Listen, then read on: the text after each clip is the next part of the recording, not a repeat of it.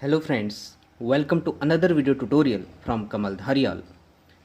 दोस्तों, इस वीडियो में हम बात करेंगे पॉलीसिस्टिक ओवरी सिंड्रोम पे, जिसका दूसरा नाम है स्टीन लेवेंथल सिंड्रोम और इसको शॉर्ट में PCOS भी बोला जाता है।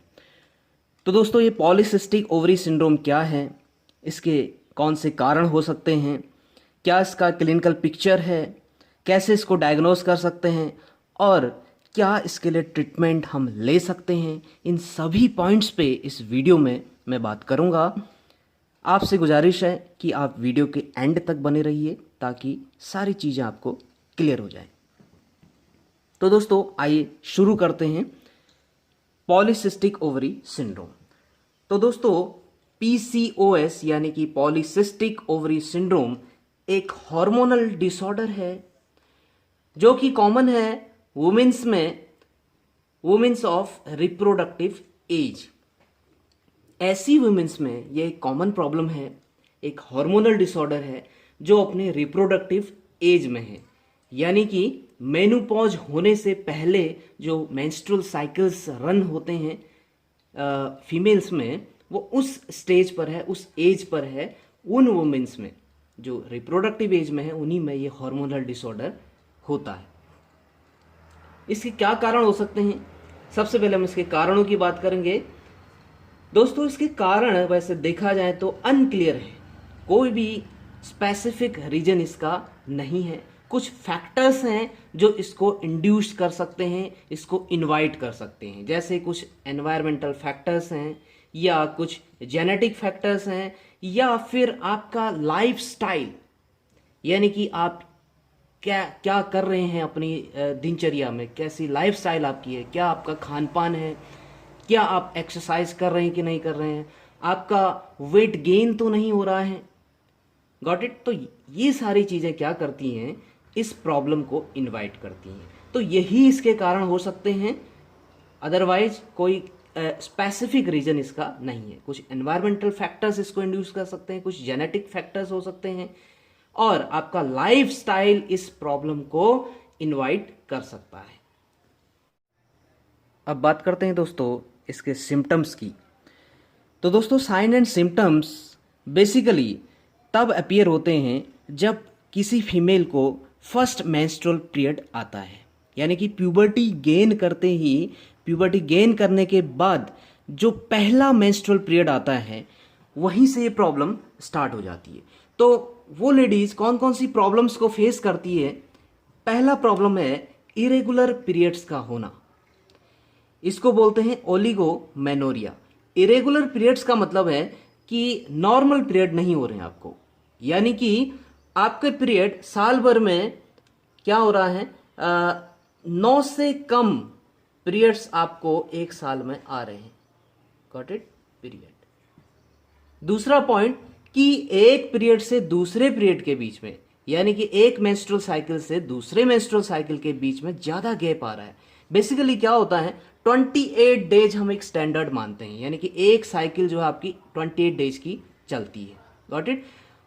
तो इसमें क्या गैप आ रहा है कि आपकी साइकिल ज्यादा रन कर रही है या फिर एक साइकिल से दूसरे साइकिल के बीच में 35 से भी ज्यादा डेज का आपका गैप आ रहा है। दूसरा पॉइंट। तीसरा पॉइंट, एक्सेसिव ब्लीडिंग होना, एबनॉर्मल ब्लीडिंग होना, या आप कह सकते हैं एबनॉर्मल हैवी ब्लीडिंग होना।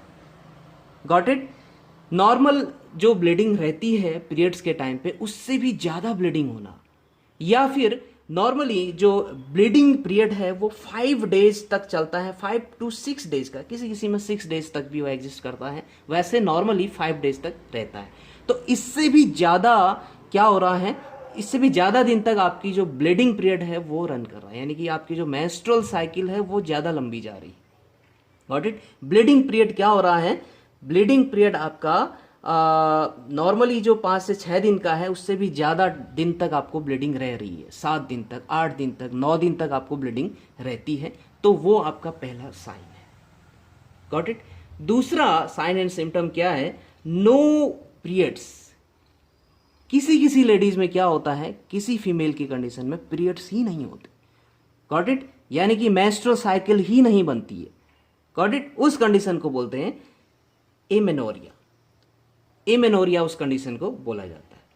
तीसरी कंडीशन क्या है, एक्सेस एंड्रोजन्स का फॉर्मेशन।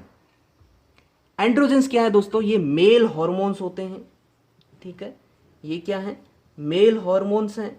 तो अगर किसी फीमेल में मेल हॉर्मोन्स का इंक्रीज हो रहा है, मेल हॉर्मोन्स एक्सेसिव उसमें रिलीज हो रहे हैं, तो उसमें क्या होगा, मेल की तरह के करेक्टर आने शुरू हो जाएंगे। यानी कि नॉर्मली आप देखते होंगे कि लेडीज की स्किन पे ज़्यादा हेयर नहीं होते, फेस पे ज़्यादा हेयर नहीं होते, यानी कि फेशियल हेयर्स नहीं होते। मेल्स में दाढ़ी पूरी आ जाती है, ठीक है, लेकिन फीमेल्स में, ज़्यादातर फीमेल्स में क्या होता है कि नॉर्मली जो फेशियल हेयर्स हैं वो नहीं होते, बॉडी पर भी ज़्यादा हेयर्स नहीं होते। लेकिन अगर एक्सेस एंड्रोजन्स का प्रोडक्शन हो रहा है उस लेडीज में, उस फीमेल में, तो क्या होगा, उसके फेशियल हेयर्स डेवलप हो जाएंगे, एक्सेसिव फेशियल हेयर्स उसमें आएंगे, बॉडी हेयर्स भी बन जाएंगे, ठीक है, फेशियल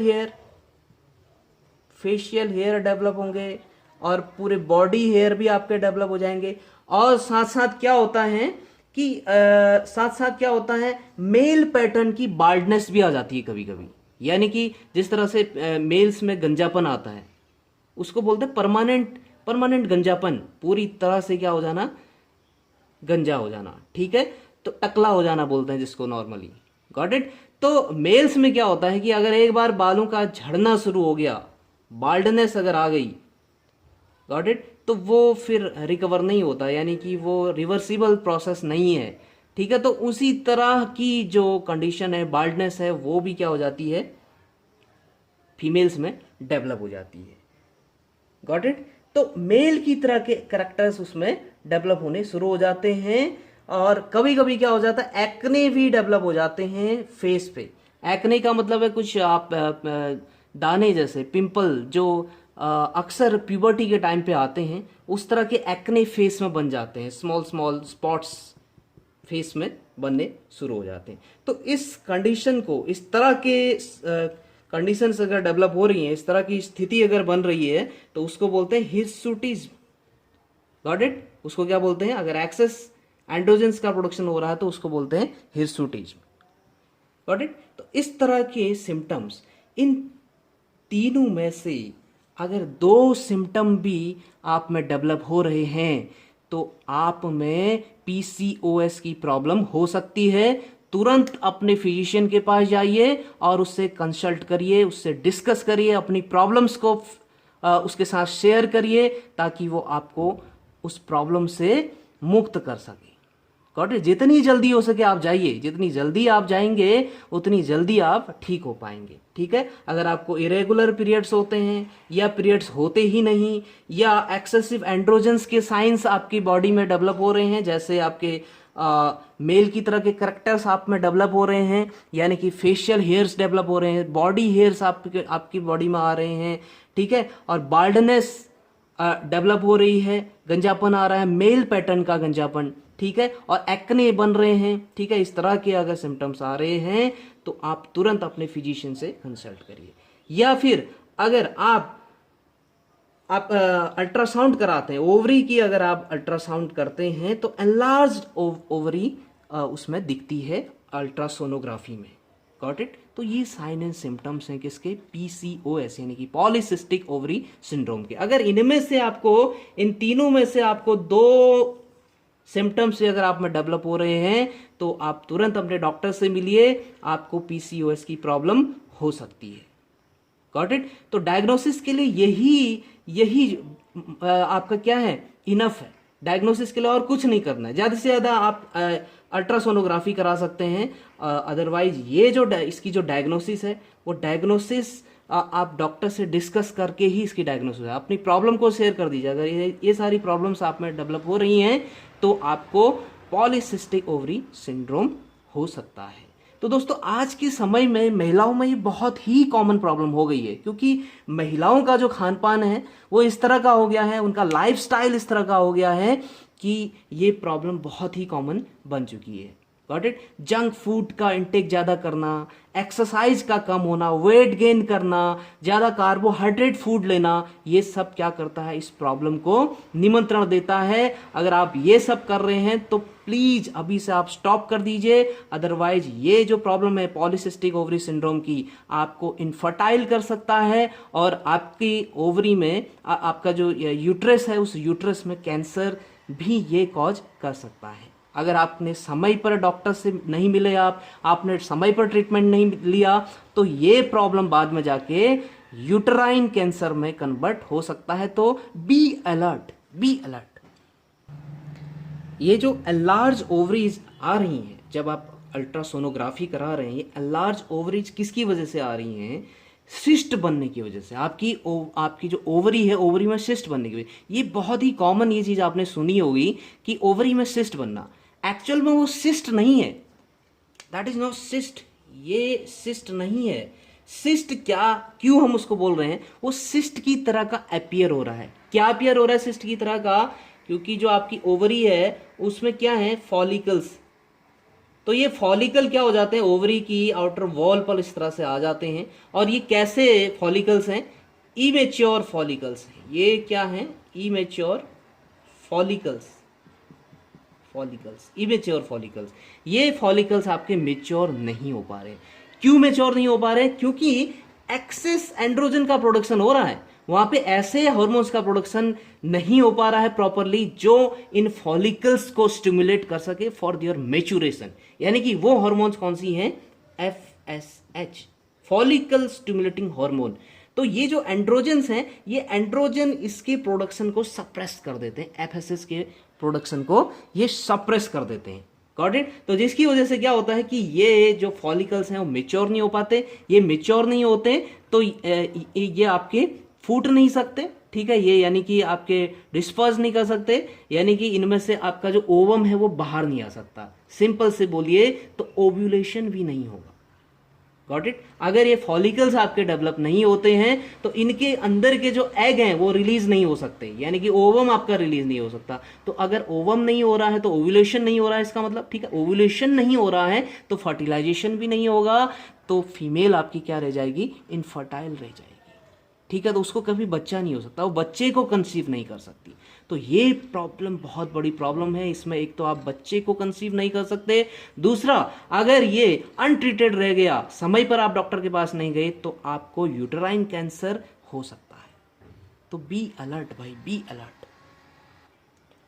दोस्तों थोड़ा सा इसकी पैथोफिजियोलॉजी की बात कर लेते हैं कि किस तरह से जो हार्मोन्स हैं वो डिसबैलेंस होते हैं, यानी कि जो हार्मोनल इम्बैलेंस है वो किस तरह से डेवलप होता है, got it.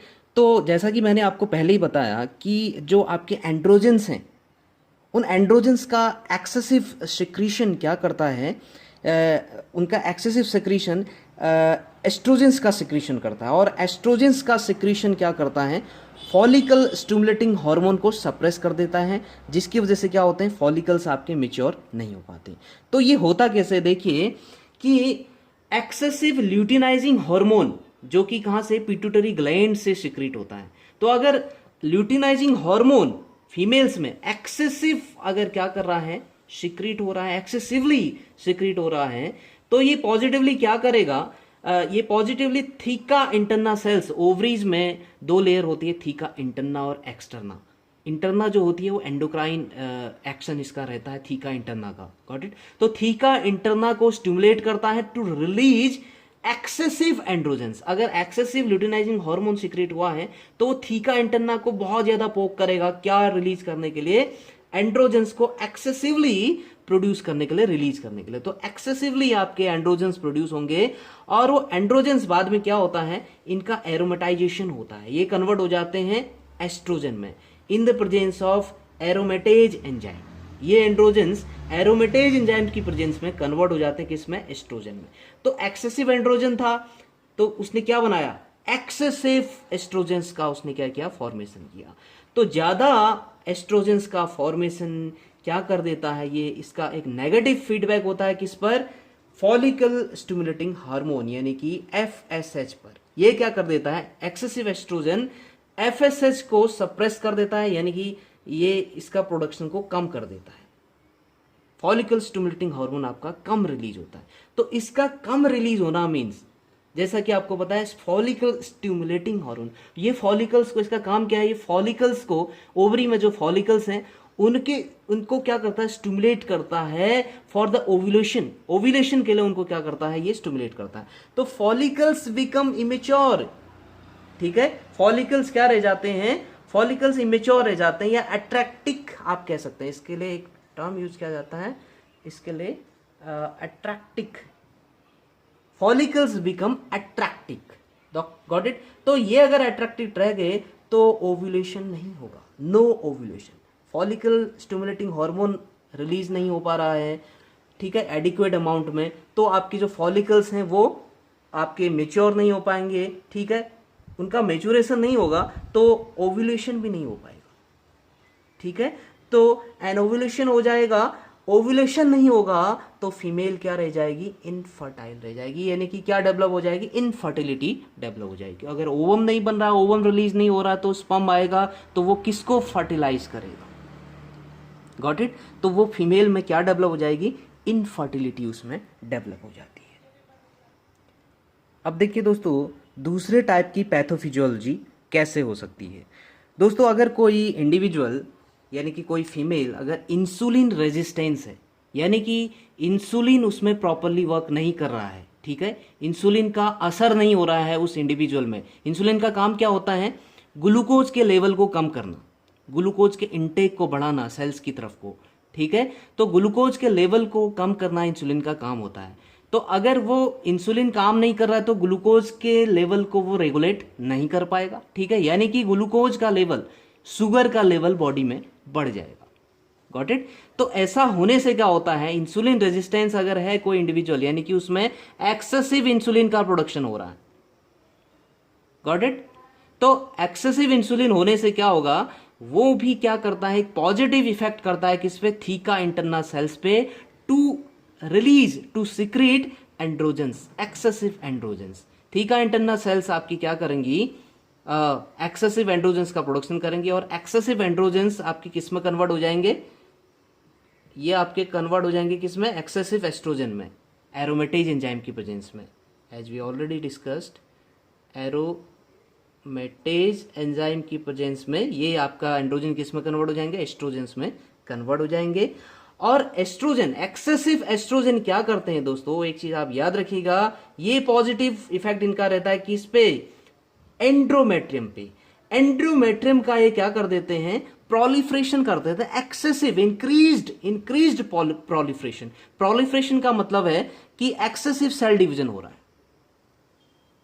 Got it, cell division excessively हो रहा है, क्लियर। तो वहां पे क्या बढ़ रहा है, मास बढ़ रहा है, सेल डिवीजन हो रहा है, तो वो उस साइज गेन कर रहा है, उसका साइज बढ़ रहा है, ठीक है, यानी कि एंड्रोमेट्रियम का एनलार्जमेंट हो रहा है, एंड्रोमेट्रियल हाइपरप्लेजिया उसमें होना शुरू हो जाएगा, गॉट इट। तो एक्सेसिव एस्ट्रोजन क्या कर रहा है, increased proliferation of uterine endometrium कर रहा है, तो वो एंड्रोमेट्रियम का क्या हो जाएगा, हाइपरप्लेजिया, एंड्रोमेट्रियल हाइपरप्लेजिया मींस उसका एनलार्जमेंट, ठीक है। तो एनलार्जमेंट आप जानती हैं, एक्सेसिवली अनलिमिटेड ग्रोथ अगर किसी ऑर्गन की या किसी टिश्यू की होती है तो हम उस कंडीशन को कैंसर बोलते हैं, गॉट इट। तो एंडोमेट्रियल कैंसर होने के चांस रहते हैं, गॉट इट। तो अगर ये प्रोसेस आपकी हो गई, आप अनट्रीटेड रह रहे हैं, ये सब चल रहा है, तो फीमेल में क्या हो सकता है, एंडोमेट्रियल हाइपरप्लेजिया होने से एंडोमेट्रियल कैंसर डेवलप हो सकता है।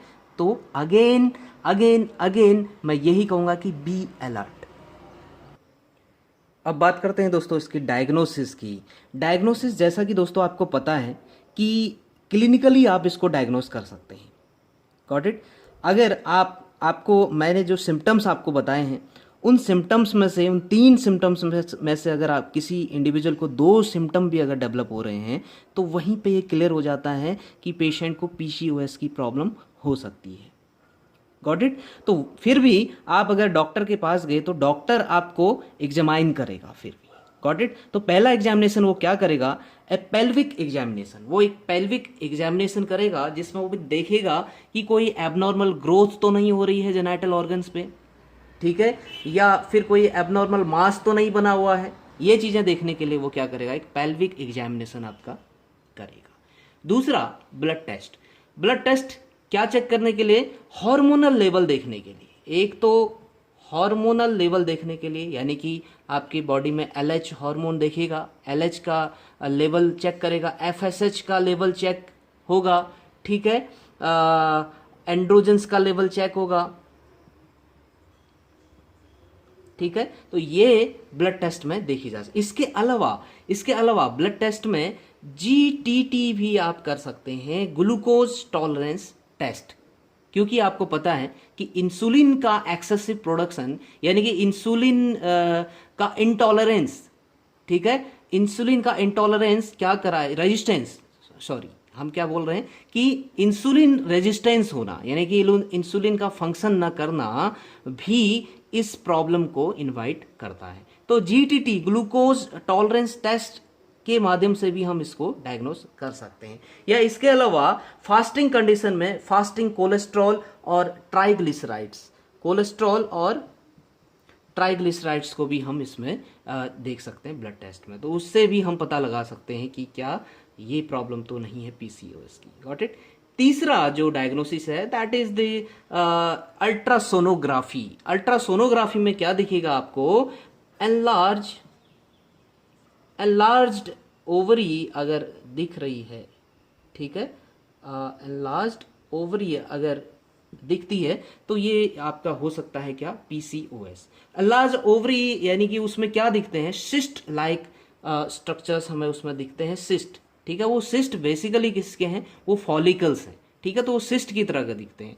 तो नॉर्मली महिलाएं बोल देती हैं कि ओवरी में सिस्ट बन रहे हैं, तो वो सिस्ट नहीं है, सिस्ट की तरह की अपीयरेंस है, इसीलिए इसको पॉलीसिस्टिक भी बोलते हैं। बहुत सारे मैनी सिस्ट्स उसमें आपको अपीयर हो रहे हैं, ठीक है। वो फॉलिकल्स हैं सारे, गॉट इट, इमेच्योर फॉलिकल्स हैं जो कि एग को रिलीज नहीं कर पा रहे हैं, गॉट इट। तो पॉलीसिस्टिक का मतलब ये है कि बहुत सारे सिस्ट लाइक अपीयरेंस उसमें बन रही है आपकी ओवरी में, इसलिए इसको पॉलीसिस्टिक ओवरी सिंड्रोम भी बोल देते हैं। तो ये 3 तरह से आपको एग्जामिन कर सकता है डॉक्टर, ये 3 टेस्ट करने को बोल सकता है। पहला तो वो खुद ही आपका पेल्विक एग्जामिनेशन करेगा, दूसरा ब्लड टेस्ट में हार्मोनल लेवल और GTT और कोलेस्ट्रॉल ट्राइग्लिसराइड्स को चेक कर सकते हैं, और तीसरा जो है अल्ट्रासोनोग्राफी कर सकते हैं, गॉट इट। तो ये डायग्नोसिस के तरीके। अब बात करते हैं दोस्तों इसके ट्रीटमेंट की। तो दोस्तों ट्रीटमेंट आप इसका खुद ही इसको ट्रीट कर सकते हैं by changing your life style. आपको अपने लाइफ स्टाइल में चेंज करना है, ठीक है। अगर आप अपने लाइफ स्टाइल में चेंज कर रहे हैं तो ये प्रॉब्लम खुद ही धीरे धीरे ग्रेजुअली आप ठीक कर सकते हैं इसको, गॉट इट। कैसे, लाइफ स्टाइल में कैसे चेंज करना है, जैसा कि आपको पता है कि वेट गेन होने से ये प्रॉब्लम आपकी डेवलप होती है, गॉट इट। अगर आपकी बॉडी में एक्सेसिव इंसुलिन अगर आपका क्या हो रहा है, रेजिस्टेंस हो रहा है, इंसुलिन रेजिस्टेंस अगर आप बन रहे हैं तो ग्लूकोज आपकी बॉडी में शुगर बढ़ेगा तो वो आपका वेट बढ़ाएगा, ठीक है, वेट गेन करेगा। तो अगर आपका वेट गेन हो रहा है तो ये प्रॉब्लम आपकी डेवलप हो सकती है। तो आपको क्या करना है, वेट लॉस करना है अपना। वेट लॉस कैसे करना है, एक्सेसिव आप क्या करिए, एक्सरसाइज करिए, डेली एक्सरसाइज करिए, और लेस कार्बोहाइड्रेट डाइट आप लीजिए, ठीक है। ऐसी डाइट रखिए अपने खाने में जो कि क्या हो, जिसमें कार्बोहाइड्रेट की मात्रा कम हो और प्रोटीन की मात्रा ज़्यादा हो, गॉट इट। प्रोटीन की मात्रा ज़्यादा हो, कार्बोहाइड्रेट कम हो, ऐसी डाइट दीजिए। जैसे आप ग्रेन्स ले सकते हैं, आप लेग्यूम्स ले सकते हैं, यानी कि प्रोटीन्स, आप दालों को इंटेक कर सकते हैं, दाल इंटेक करिए, ठीक है। लेस कार्बोहाइड्रेट वाला फूड लीजिए, ठीक है, और उसमें क्या हो, प्रोटीन ज़्यादा हो। और दूसरी चीज़ फाइबर युक्त खान पान रखिए अपना, ठीक है। फाइबरस फूड लीजिए। फाइबर में जैसे आप ले सकते हैं, स्पिनैच ले सकते हैं, ठीक है, और अदर जो आपके स्प्राउट्स हैं, इस तरह के फूड्स आप रख सकते हैं। बनाना आप ले सकते हैं, ठीक है, बनाना का इंटेक करिए। और भी बहुत सारे जो फाइबर युक्त फूड हैं आप उनको इंटेक करिए। और तीसरी चीज़ ये कि इंसुलिन के लेवल को कम करने के लिए मैग्नीशियम वाली फूड को आप लीजिए, जिनमें मैग्नीशियम का अमाउंट क्या हो, ज़्यादा हो। जैसे अलमंड, ठीक है, बादाम खाइए, केश्यूज खाइए, ठीक है, काजू का आप यूज़ कर सकते हैं, बनानाज लीजिए, ठीक है, केला खाइए। तो ये सब क्या है, मैग्नीशियम युक्त फूड है जिनमें मैग्नीशियम का अमाउंट ज़्यादा होता है। मैग्नीशियम क्या करता है, आपके इंसुलिन के लेवल को कम करने में हेल्प करता है।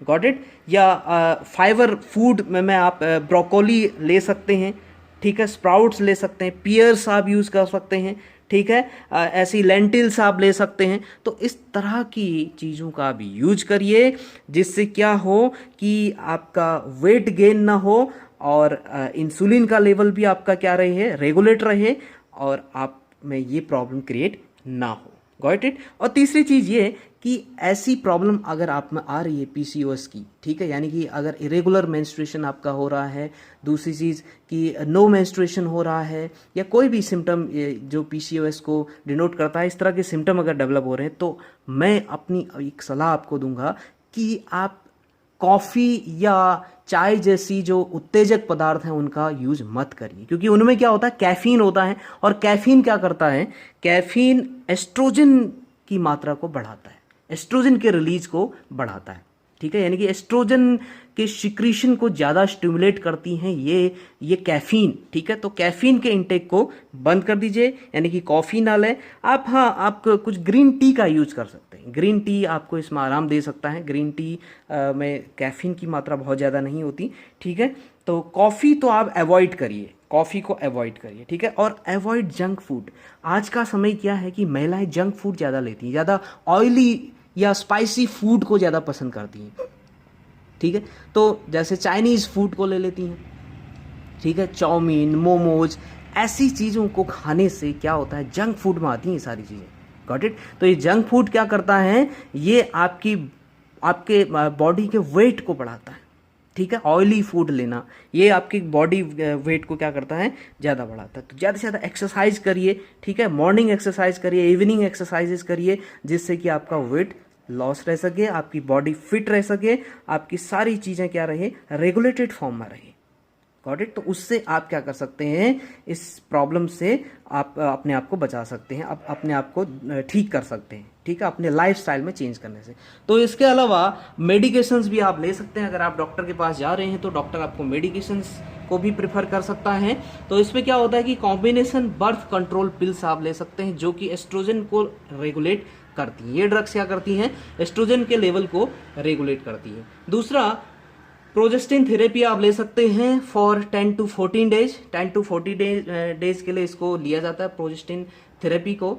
और इसके अलावा और भी ड्रग्स हैं, जैसे क्लोमिफीन है जो कि ओव्यूलेशन को इंड्यूस करने वाली ड्रग है, या लेट्रोजोल है। लेट्रोजोल क्या करता है, ये एरोमेटेज एंजाइम के प्रोडक्शन को कम कर देता है, ठीक है। तो जिससे क्या होता है कि आपके एंड्रोजन एक्सेसिवली एस्ट्रोजन्स में कन्वर्ट नहीं हो पाते, ठीक है। तो एरोमेटेज एंजाइम को कम करने वाली ड्रग है लेट्रोजोल।